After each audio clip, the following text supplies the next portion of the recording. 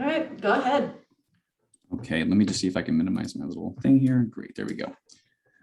Okay, good afternoon, commissioners. Today, I'd like to give you a summary of some important aspects of the science and politics of alternative voting methods. You've heard from proponents of methods such as ranked choice voting and star voting, and I'd like to broaden that conversation a bit and also focus more on specific techniques for evaluating the pros and cons of the wide range of available options. My plan is to use this time to present as much information as possible and then leave about 5 to 8 minutes at the end for any questions. But please know that I'm happy to field any longer form questions afterward over email. Now, as for the science and politics of alternative voting methods, when I talk about the science, I mean the inherent properties that produce good outcomes that accurately reflect the will of the people. When I talk about politics, I'm focusing mainly on political viability. We can offer voters the best voting method on earth, but if it's perceived to be too complicated or costly, that can lead to failure at the ballot box or successful adoption followed by repeal just a few short years later. We want something like the economic concept of maximum expected value. We want the highest possible product of benefit multiplied by the probability of successful and lasting adoption. But before we move on, a bit about me. First, I don't think of myself as a political scientist per se. I studied computer engineering and I've spent my professional career in various software startups. I began my journey into election reform in 2006 when I became frustrated with the spoiler effect that I felt had played a major role in America's political situation at the time. I became such a prolific researcher and activist that I earned mention less than 2 years later in William Poundstone's 2008 book, Gaming the Vote, which compared the 5 major alternative voting methods advocated by various policy wonks. In 2010, I was a founding board member with the Center for Election Science, where in 2011, I helped them achieve their official 501c3 nonprofit status, and then served on the board for a few more years after that. To be clear, I'm not here today as a representative of CES, but as a partner in the same movement, working to advance a vision we both share for a science-based policy framework for evaluating alternative voting methods in order to make democracy as effective as possible. For the past 15 plus years, I've helped to organize exit poll experiments, worked on game theoretical analysis, written computer software to analyze voting methods, and participated in presentations and panels before groups such as the Colorado League of Women Voters. I've often described voting reform as my life's work. My 2006 introduction to alternative voting methods began when I discovered a website called rangevoting.org, which published the groundbreaking findings of a Princeton math PhD named Warren Smith. While Smith lacked the soft skills of communication and design, his site was a tour de force of mathematics and game theory, which made a compelling case for a voting method he called range voting, which has since come to be known as score voting. As many of you are likely aware by now, score voting simply means voting for candidates via scores on a scale like 0 to 5, rather than rank ordering them 1, 2, 3, etc. It's completely fine to give the same score to multiple candidates. Score voting is ubiquitous in everyday life, from rating restaurants on Yelp to products on Amazon.com to those little pain scales you find in doctor's offices. 2 widely discussed variations of score voting are approval voting and star voting. As a refresher, approval voting is where you get a normal ballot but can vote for as many candidates as you wish. In a mathematical sense, approval voting is just score voting on a binary 0 to 1 scale, whereas star voting is score voting on a 0 to 5 scale, but then followed by an instant or automatic head-to-head runoff between the 2 highest scored candidates overall. So getting back to Warren Smith, the math PhD behind rangevoting.org, why was he so impressed with score voting? Well, back in the year 2000, Smith wrote a sophisticated computer simulation to measure the accuracy of a number of different voting methods expressed in what he dubbed Bayesian regret. This is just a measure of the expected voter satisfaction achieved by a given voting method. The simulations start by taking a hypothetical set of voter preferences and then converting those preferences into cast ballots. From there, the program computes the winner under each different voting method. A voting method is, after all, just a mathematical formula, and then compares that result to the ideal candidate who would have maximized voter satisfaction over the whole of society. Do this hundreds of thousands of times and average the results, and you get an expected voter satisfaction for each voting method. The width of the black bar for each voting method is the difference between its best case honest voting behavior at its left edge and its worst case strategic voting behavior at its right edge. While strategic voting helps each individual voter who engages in strategy, it hurts the other voters even more. And so the cumulative effect of strategy is that the entire electorate is worse off. This is a quintessential prisoner's dilemma. We ideally want a voting method that's robust against this problem, choosing outcomes that advance the interests of society, even when individual voters engage in selfish strategic behavior. Now draw your attention to the red oval containing the results for the status quo, commonly referred to as plurality voting or first past the post. It is so terrible that it's closer to random than it is to perfect. And you'll notice that the black bar for plurality voting is very narrow, which means that it performs almost equally poorly, regardless of whether voters are honest at the left edge or strategic at the right edge. This makes sense when you consider that a single candidate selection is the least possible information a voter could indicate on her ballot. And even this one morsel of information is often a lie when voters cast a tactical vote for a more electable, lesser evil. Next, let's turn our attention to the three commonly discussed rank order voting methods. First, we have instant runoff voting, which is nowadays usually called ranked choice voting or RCV by its supporters. RCV uses a series of eliminations until a candidate has a majority of the remaining votes. Next, below that, Condorcet voting instead elects the candidate who would defeat every rival by a head-to-head majority.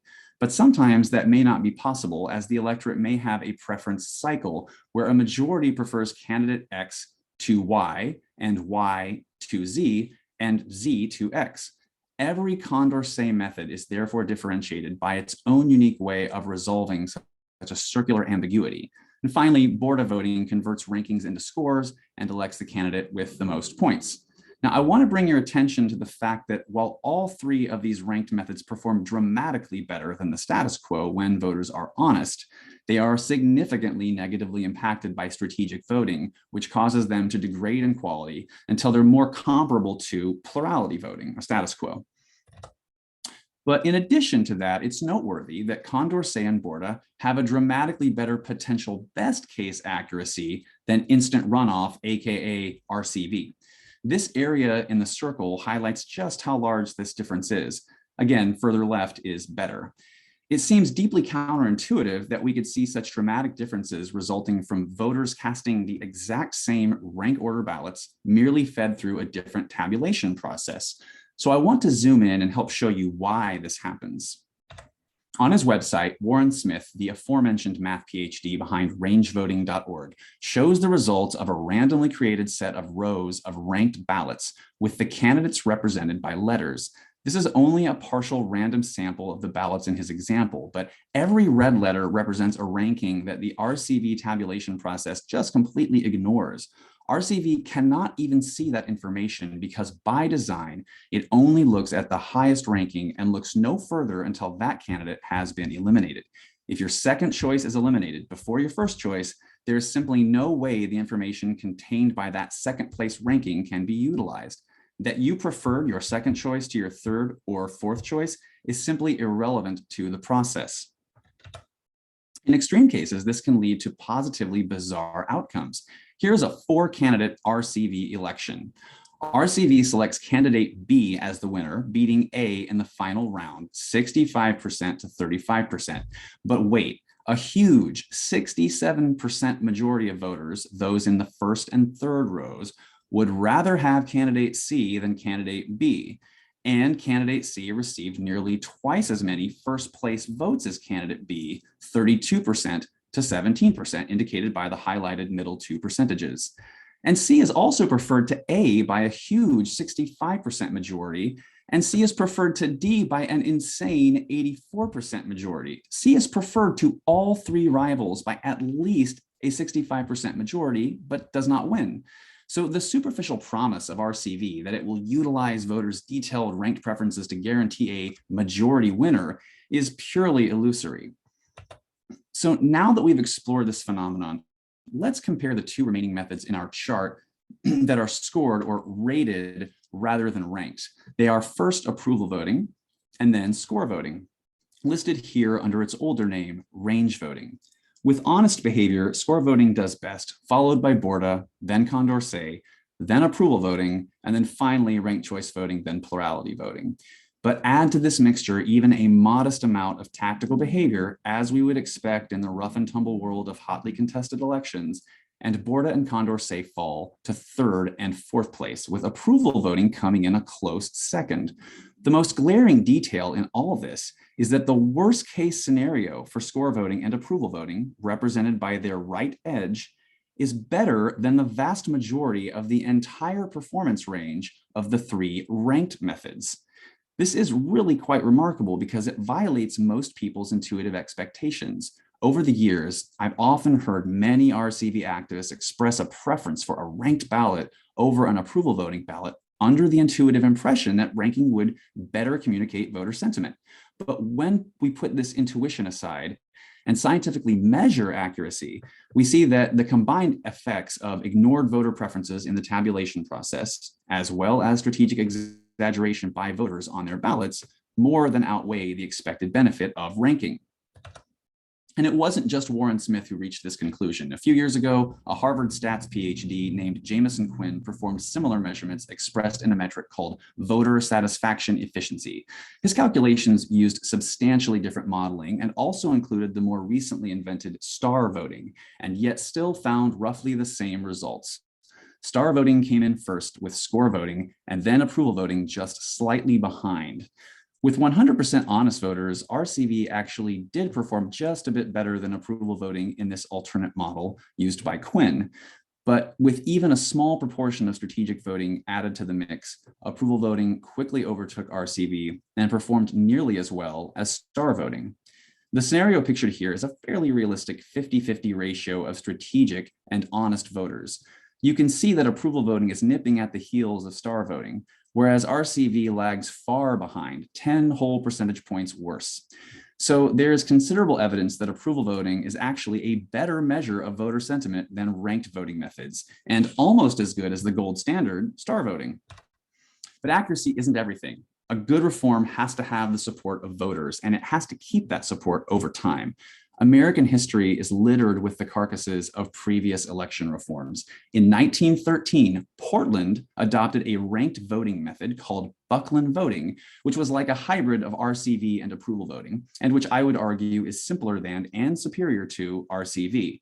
From 1910 to 1917, 40 American cities adopted Buckland voting, but within a matter of years, all of them had abandoned it. The city of Marquette, Michigan once used a form of Condorcet voting called the Nansen method. It too was repealed after just a short time. In the 1940s, some 24 US cities used proportional ranked choice voting, yet all of them, save for the lone exception of Cambridge, Massachusetts, eventually abandoned the system. And ranked choice voting continues to struggle politically to this day. RCV has only been successful, that is, adopted, implemented, and not repealed in 20 of 46 cases in modern US history. That's not even counting those 24 repeals in the mid-1900s. RCV even failed in liberal Massachusetts in November of 2020 by nearly a 10-point margin, 54.78% no to 45.22% yes, and that is in spite of the fact that the yes side banked almost $7.8 million compared to the no side's $2,842.24. If history is to be the judge, American voters really do not like complexity. But there's great news. We don't have to use a complex voting method. Approval voting is simple. You can see from this before and after image that approval voting entails nothing more than a tiny change to the ballot instructions. No voting machine upgrades and no signs at the bus stop illustrating how to correctly fill out an unfamiliar new ballot. And simplicity wins. In 2018, Fargo, North Dakota became the first US city to adopt approval voting. And even though it was a brand new system, it passed by a 64% landslide. We had to wait almost 2 years for Fargo's next election to see approval voting in action, but it did not disappoint. In the summer of 2020, Fargo voters used approval voting to fill 2 seats on their city council. It went off without a hitch, and both winners had the support of over 50% of the voters. This required absolutely no upgrades to voting machines or counting procedures, and essentially no public education campaign. Then just 5 months later, that November 2020, approval voting was approved by nearly 70% of voters in St. Louis, Missouri. Then just 4 months later, St. Louis voters successfully used the new system in March of 2021. 4 candidates ran in this open, nonpartisan approval voting primary for mayor, and the 2 women in that race advanced to the general. With 57% approval, Tashara Jones, who had narrowly lost a crowded Democratic primary just 4 years prior, was the clear frontrunner. And then 1 month later, in their April general election, Tashara Jones became the first Black female mayor in St. Louis history. Soon this summer, Fargo voters will once again use approval voting, this time to elect their mayor, as well as 2 more city council members. But in the meantime, the movement for approval voting is not slowing down. Recently, a group of activists in Seattle announced a ballot measure for approval voting to appear on the November 2022 ballot. They'll be formally filing the text of that initiative next week. And they've already raised the money to collect all the signatures they'll need. On top of that, multiple public opinion polls say they'll follow in the footsteps of Fargo and St. Louis, winning by a landslide. So the commission has a choice to make between accuracy and political viability. This scatter plot shows my ballpark estimate of the political viability on the y-axis and representative accuracy on the x-axis, both as a score on a 0 to 10 scale. The history of ranked choice voting in the USA leaves me extremely skeptical about its long-term political prospects.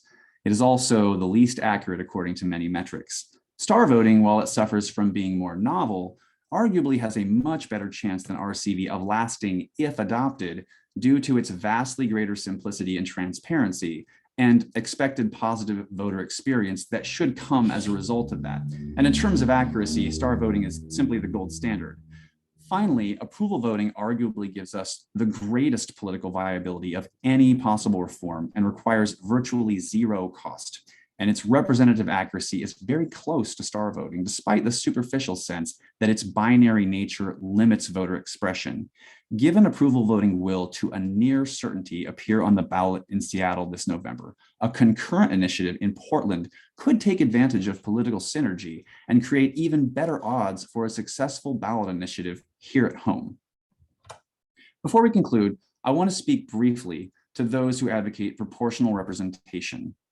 There actually is a very simple proportional form of approval voting called sequential proportional approval voting, which was invented by a statistician in Sweden in the 1800s and used for some internal party elections. It has been well studied and seems quite good and can be counted with existing voting machines with no upgrades. And it is radically simpler than proportional ranked choice voting. Also, there's a similar proportional form of score voting called reweighted range voting, which has been used for internal legislative prioritization elections several times by the City Council of Berkeley, California. The star voting advocates also have described a multitude of other proportional forms of score voting, which they've called star PR, although these systems generally don't use the runoff step that turns score voting into star voting. Thus, it might be better to call them score PR.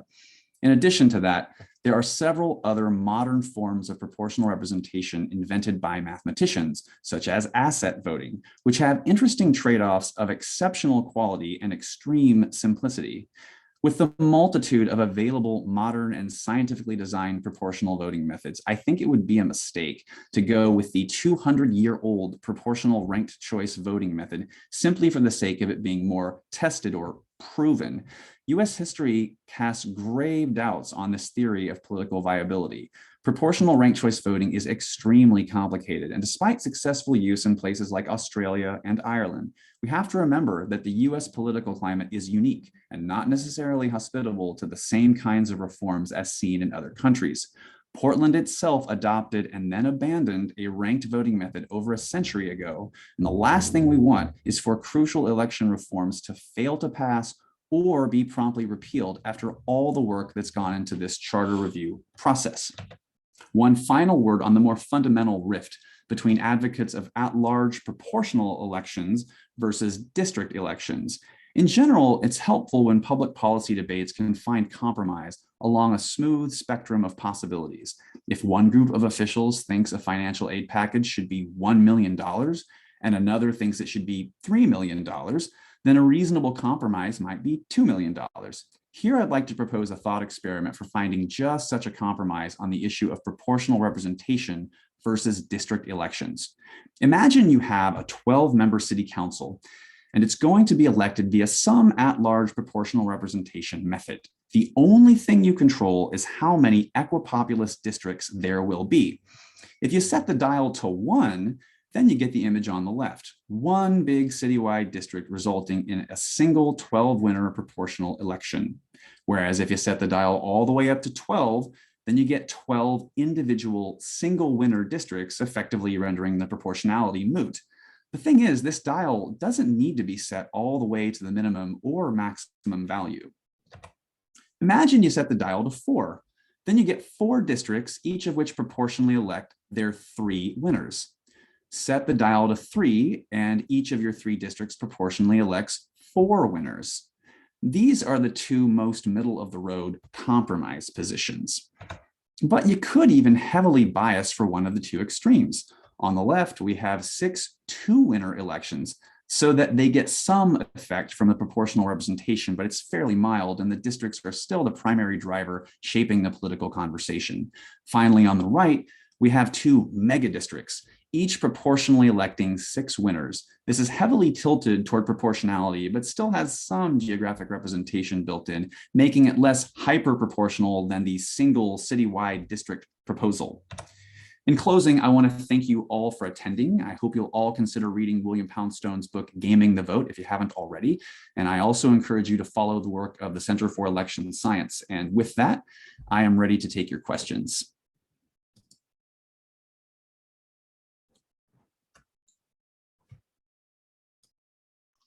Thanks so much, Clay. That was very helpful and informative. And, all the different types of voting there's a lot to choose from. So it's helpful to just be able to have it broken down, and especially having this recording available.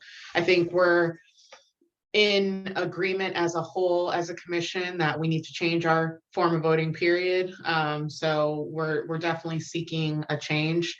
But yeah, these next couple of weeks we'll be debating with each other what's going to be best from a implementation angle, a political angle, a policy angle. So we appreciate you adding to this debate. Thank you. Happy to help. Thank you.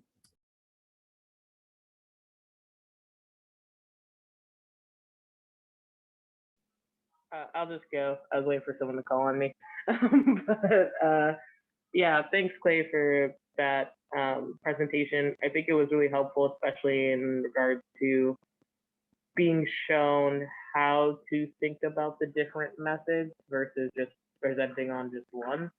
So I know that's a really difficult task to take that really statistical, wonky kind of thought process and bring it into a short presentation. So I applaud you for making that attempt.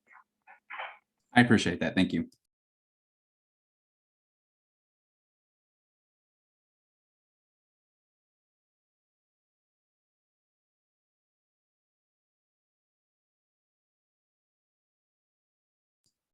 Sounds like there's no questions, which is fine, but I'm happy, feel free again to ask anything at all. But if there's nothing, I totally understand.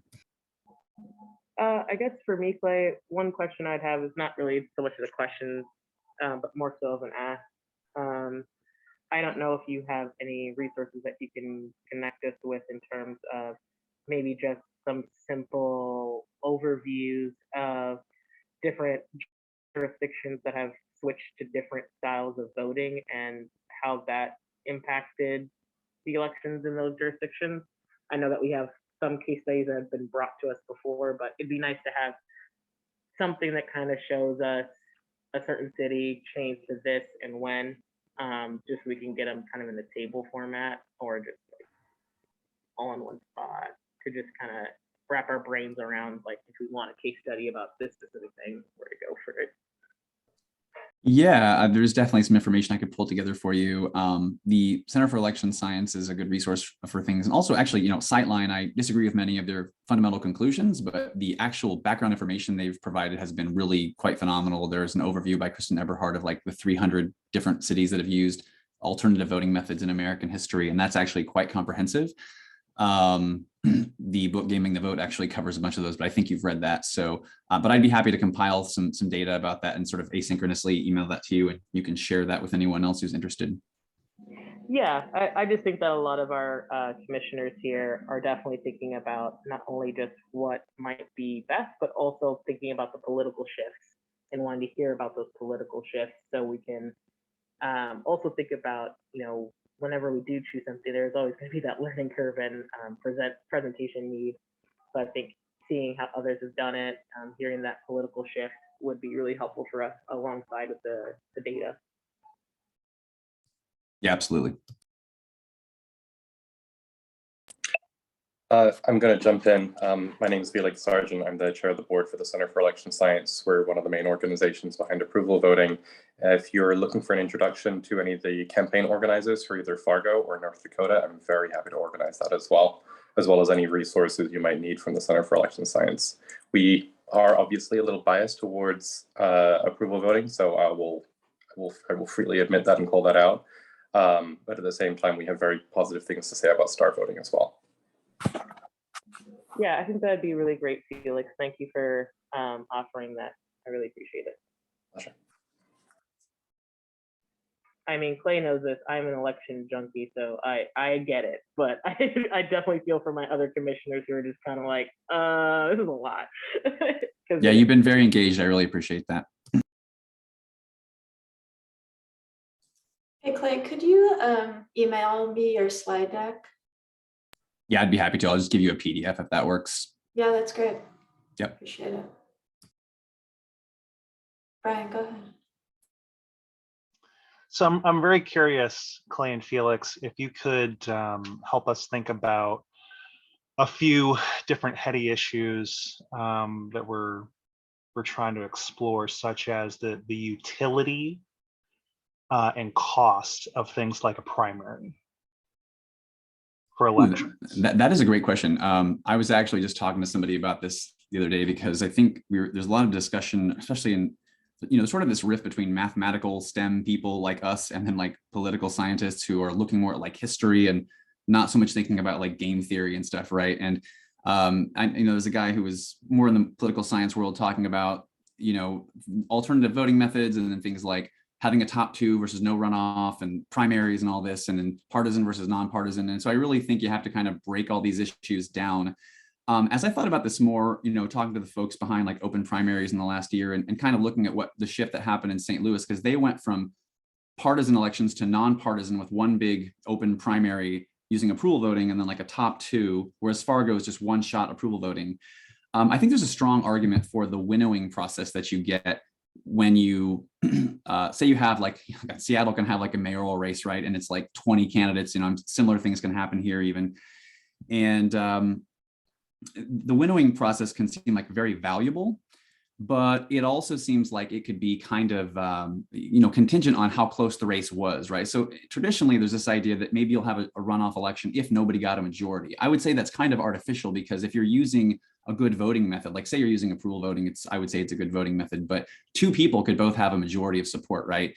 So I think really the question is, it seems good to have a second round when there was some ambiguity. Like if it was a very, very close election and there's some high statistical likelihood that voters would, with greater knowledge of just a smaller set of candidates to focus on, vote very differently, right? So if you got, let's just say you got two candidates who one got like 58% approval and one got like 59% approval, you might say, well, gosh, that's really close. Was that partly to do with the noise out there, versus imagine one person got 49% approval. So it's not a majority, but the next closest got 30% approval. You might say it's completely unreasonable to have a second round because it's statistically extremely unlikely that any additional vetting or, voters becoming more educated on those candidates would make up that massive difference. So I think the older idea of like majority or not is really the wrong way to think about this. And it should really be more about like, what are the odds that a deeper look would have changed the outcome? And so it's really interesting looking at what happened in St. Louis, where you can kind of see in different races, like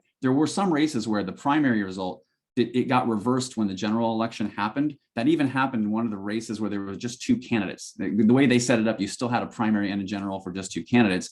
And that kind of shows you that probably most of it was that the demographics of the primary and general were different.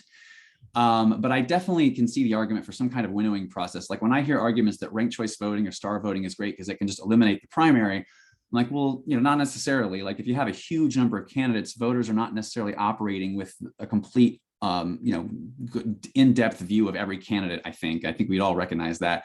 So with any voting method, I think it could be useful to have like some sort of winnowing process. It could be something like if you adopted something where people were rated or approved or something, saying if there's closer than a 5% delta between them, then have a top two sort of runoff to ensure that we've really vetted them more thoroughly and that wasn't just some sort of fluke or something like that.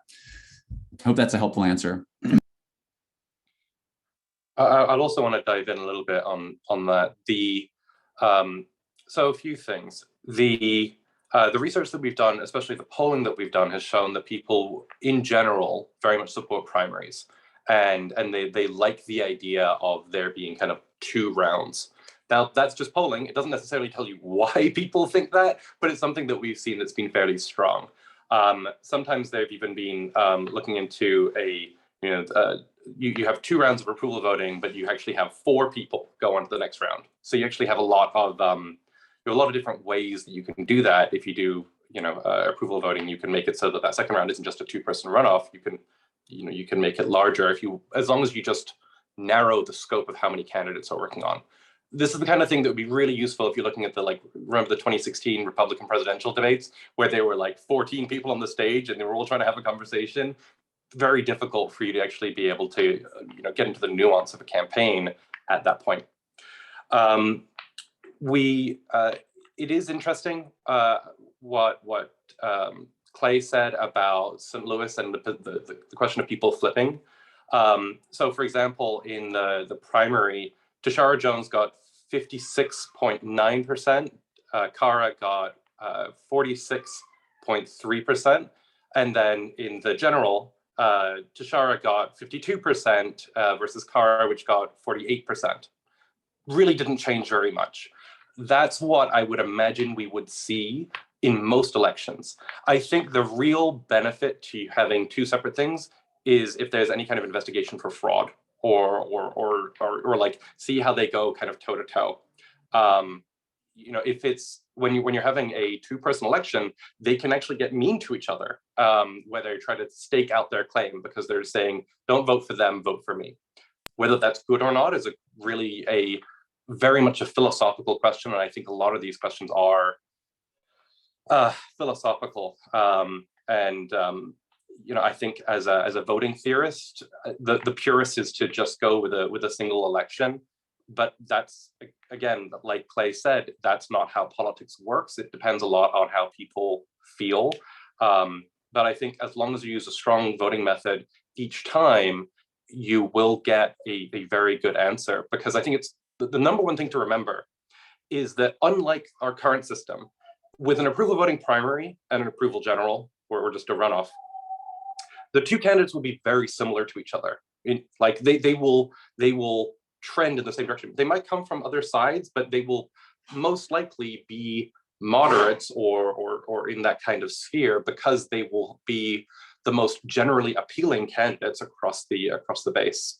Some people might have slight advantages in one direction or another, but it's not going to be like Trump versus Hillary, That's a great observation. I think it bears maybe just kind of hammering in on that Can point. I just want to step in. I mean, people are maybe fine to hang out, but I know we are like 6 minutes over. So I just want to make sure, we can maybe wrap it up.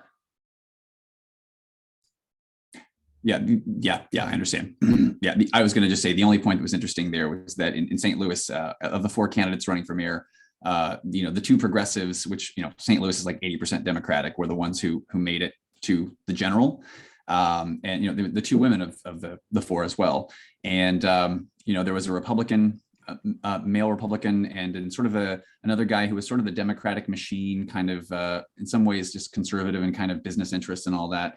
And so the interesting thing there was that because you found the broad consensus of the group in the primary, and you had the two progressives, because St. Louis is fairly progressive, when they went to the general, it wasn't this like left versus right talking points, partisan kind of politics.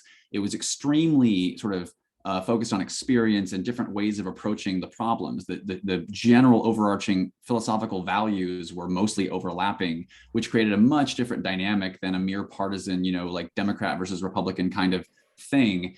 And it was basically two broadly appealing candidates focusing on the sort of the nitty-gritty details, which I think was a very different and probably generally superior kind of debate to have, in my opinion. So. That is incredibly helpful. Thank you, gentlemen.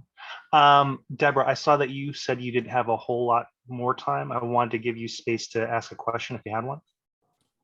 No, I definitely need to absorb and study further. There's a lot of technical stuff in the last half hour. That's us.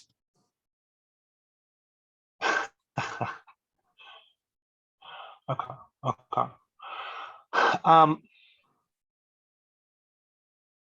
Yes, I will admit, I had a sense of all sorts of different answers for the question that I asked, but that, I will admit, that was a lot that you just gave us, and I'm really appreciative of you being able to get in the weeds with us.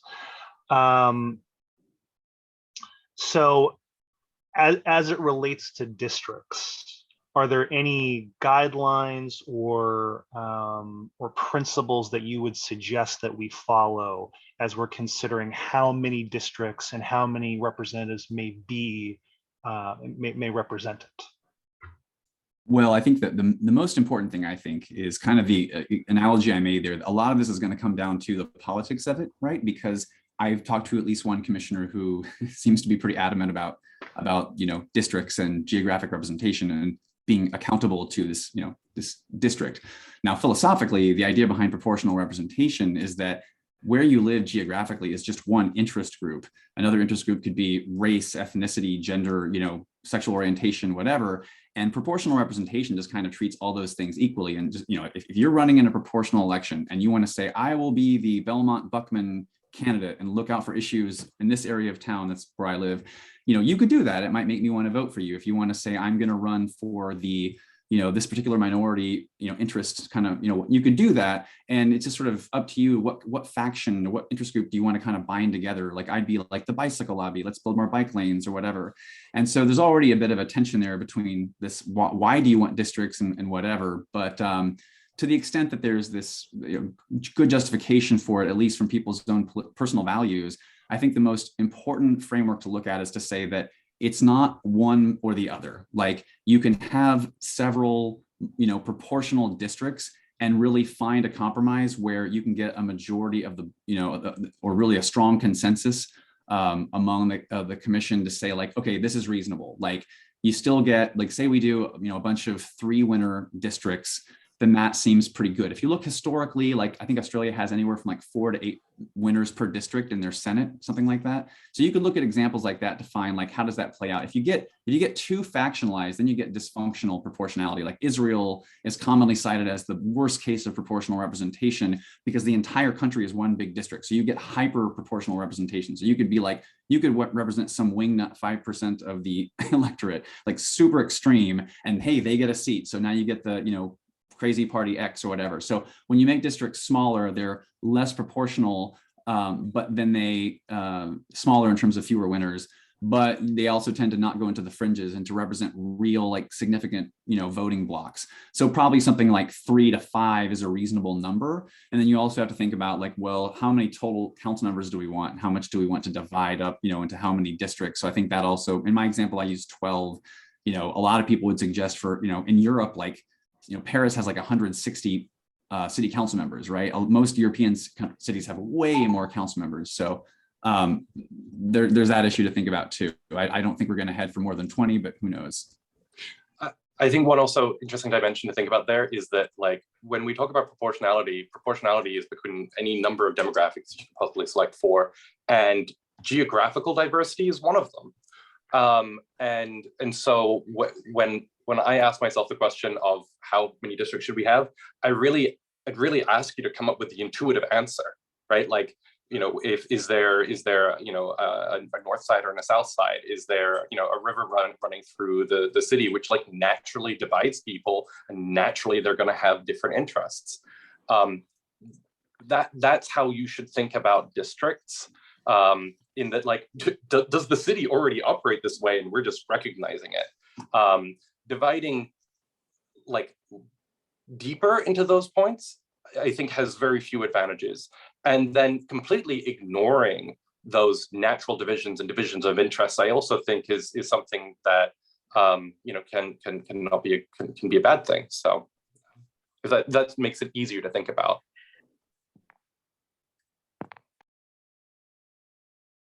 I feel like I've taken up a ton of space here, so I want to give my fellow commissioners any opportunity to ask a question or make a statement.